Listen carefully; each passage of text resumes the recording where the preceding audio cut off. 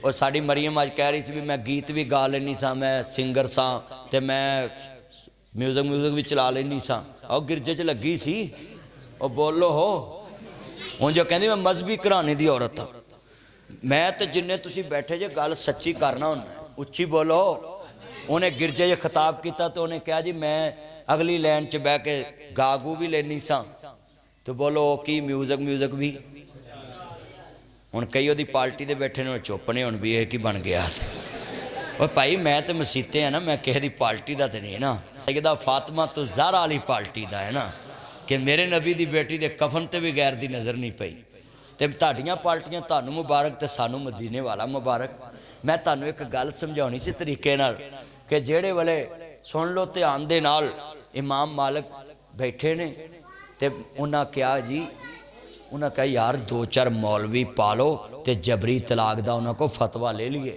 مولوی بھی لب گئے، انہاں کہا کہ وڈا امام مالک مسجد نبی دا امام ہے تے او دے کولوں فتوہ لئیے۔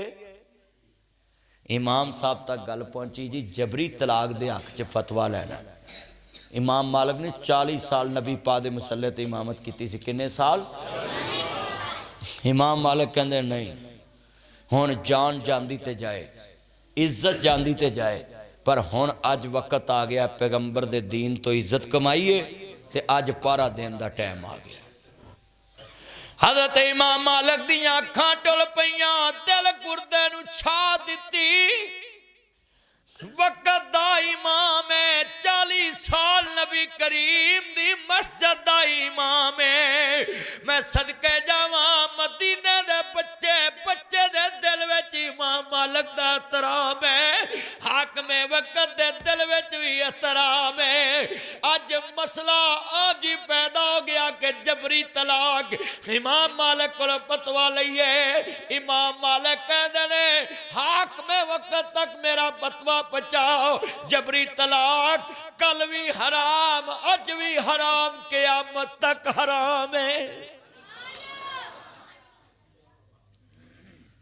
پورے مدینے چ خبر پھیل گئی، انہاں کیا یہ ہوئے کون انہیں حاکم وقت دے خلاف فتوہ دیتا ہے؟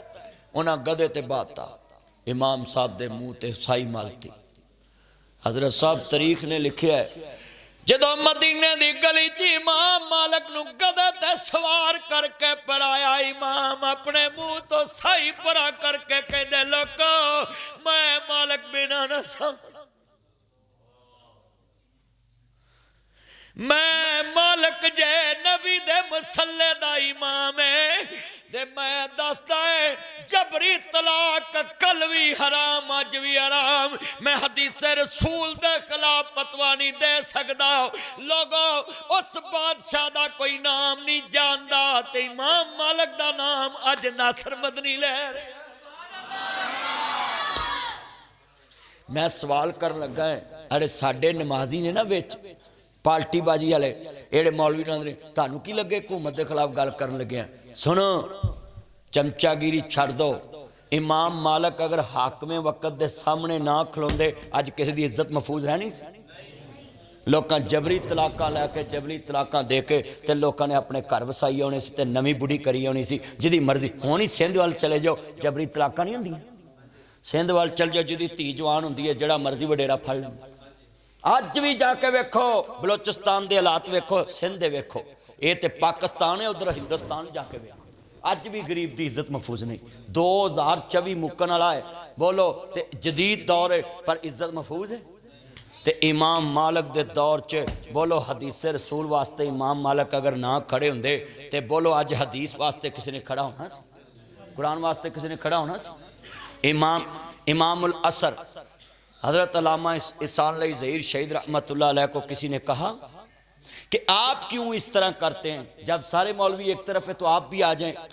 تو کہتے کیا کہنا چاہتے ہیں آپ؟ کہتے جی یہ شریعت بل ہم نے پاس کیا ہے تو آپ بھی اس پہ سین کریں۔ تو امام صاحب کہتے ہیں، امام العصر امام علامہ احسان علی ظہیر شہید رحمت اللہ علیہ کہتے ہیں مجھے وہ شریعت بل تو دکھاؤ۔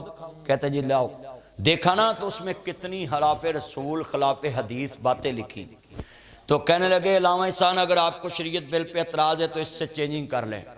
تو کہتے پھر میں شریعت بل کو شریعت بل ہی نہیں سمجھتا جس میں انسان لئی چینجنگ کر سکے، کیونکہ قرآن کل بھی مکمل، حدیث کل بھی مکمل، اج بھی مکمل۔ اگر شریعت بل ہوندا تے شیخاں دا پتر انسان لئی انہوں کیویں چینج کر سکدا ہے؟ یہ دا مطلب ہے تساں کولو گلاں وچ پائیاں نے تے مینوں کیا چینج کر دے۔